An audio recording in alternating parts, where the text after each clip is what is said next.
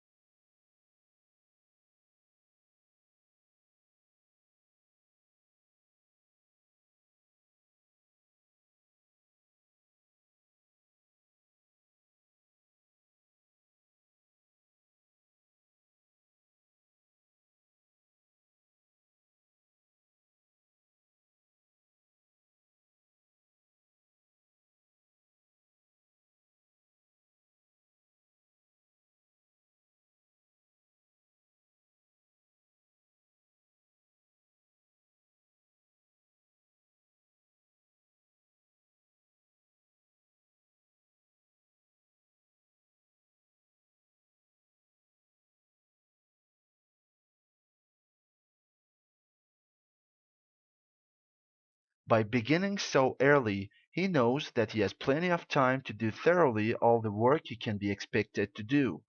All his work having been finished in good time, he has a long interval of rest in the evening before the timely hour when he goes to bed. After a sound night's rest, he rises early next morning in good health and spirits for the labors of a new day.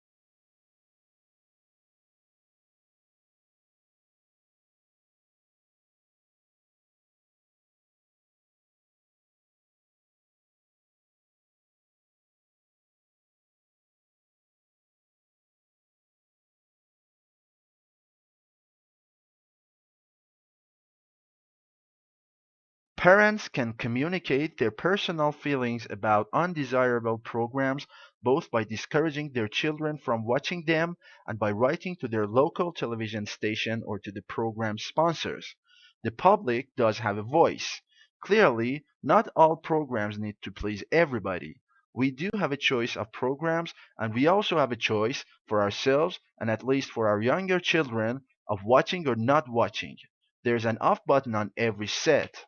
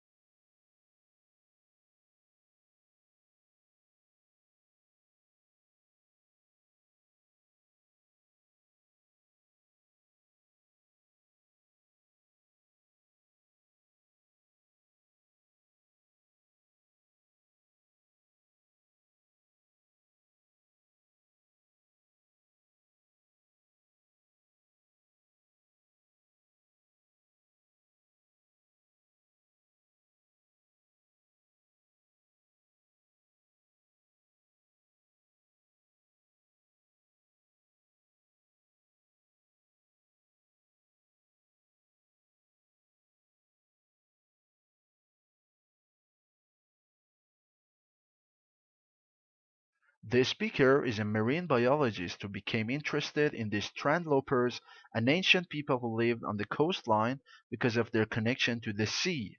Their way of life intrigued him. As a child he had spent a lot of time by the sea exploring and collecting things, so he began to study them and discovered some interesting information about their way of life, how they hunted, what tools they used, and so on.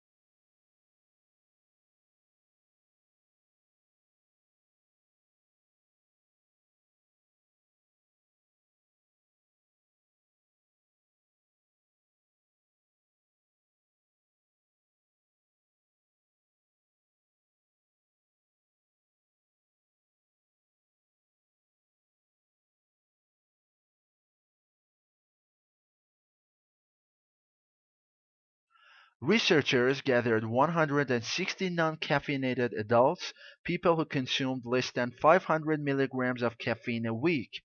These decaf subjects looked at pictures of various objects, then took either a placebo or a pill containing 200 milligrams of caffeine. That's roughly the amount you'd get from 2 cups of coffee.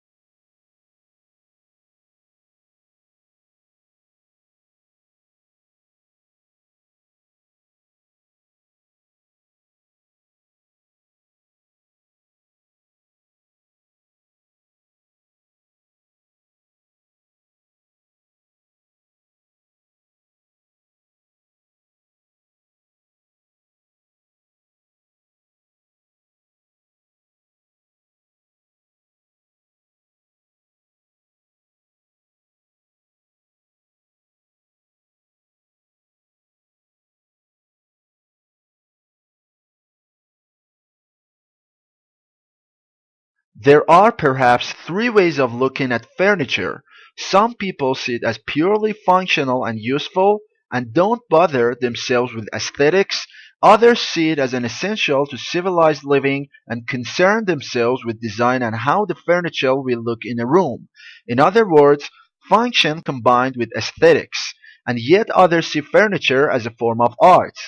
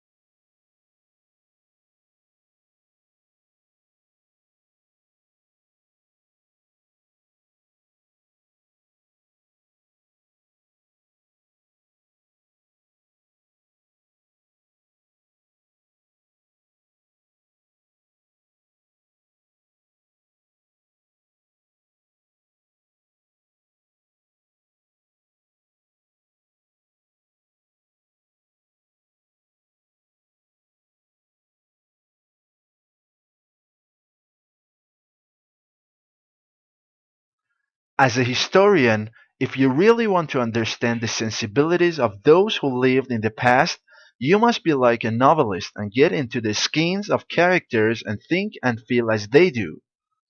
You are asked to imagine what it's like to be a peasant in medieval times, asking the sort of questions a peasant might ask. What the writer is saying is that a historian needs imaginative sympathy with ordinary people in the past.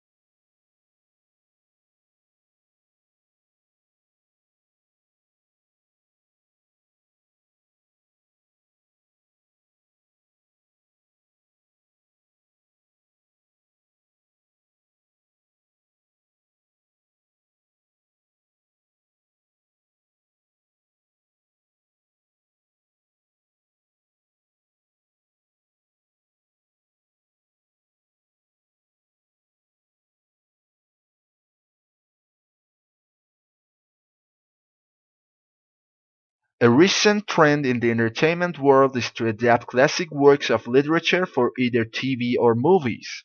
One argument is that this is to everyone's benefit as it introduces people to works they might otherwise never have, but is rarely done successfully.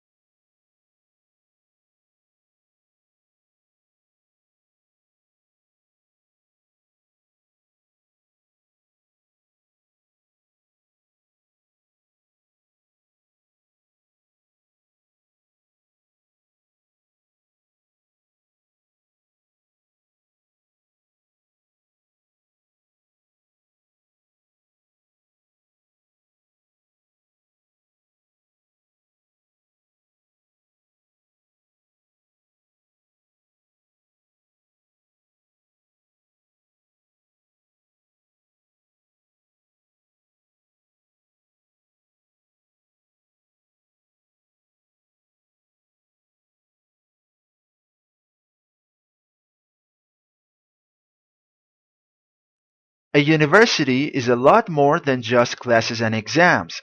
University is a concept that offers you a host of possibilities to develop both academically and personally. Find out about the different projects, clubs, and societies that are in your university. You will definitely find something you're interested in.